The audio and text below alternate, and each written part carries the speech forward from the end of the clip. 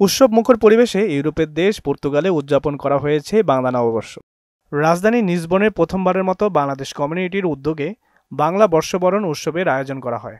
উৎসবে শিশুদের চিত্রাঙ্কন প্রতিযোগিতা, আবৃত্তি, গান ও নৃত্য পরিবেশন করেন প্রবাসী শিল্পীরা।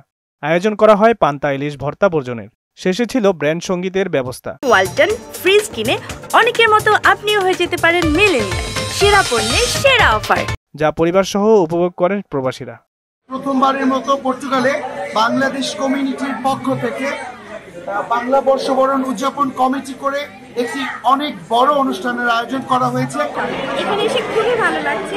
বাংলাদেশের যে অপূর্ণতা এখানে এসে ফুলফিল হয়ে যায় এবং সাংস্কৃতিক অনুষ্ঠান, বাচ্চাদের জন্য অঙ্ক প্রতিযোগিতা, সবকিছু মিলিয়ে অনেক ভালো একটা প্রোগ্রামে এসেছি আমরা। আয়োজক ও অংশগ্রহণকারীরা জানান, পর্তুগালে বাংলাদেশ কমিউনিটি বড় হলেও এর আগে সবার অংশগ্রহণমূলক বর্ষবরণ অনুষ্ঠান হয়নি।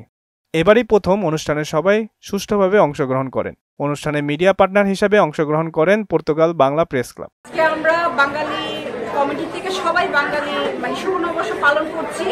তো যারা আসেন না তারা মিস করেছেন। আমরা অনেক সুন্দর করে আয়োজন করেছি।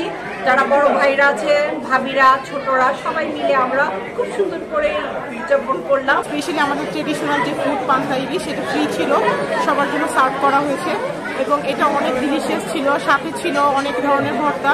বাংলা বর্ষবরণ উদযাপন পরিষদের সদস্য সচিব শিপলু আহমেদ ও বাংলাদেশ ছাত্রলীগের সাবেক কেন্দ্রীয় নেতা অ্যাডভোকেট রাসেল মজুমদারের সঞ্চালনায় দুপুর 12টা থেকে সন্ধ্যা 8টা পর্যন্ত দিনব্যাপী অনুষ্ঠানে ছিল বিভিন্ন আয়োজন। শিশুদের চিত্রাঙ্কন প্রতিযোগিতার মাধ্যমে অনুষ্ঠান সূচনা হয়।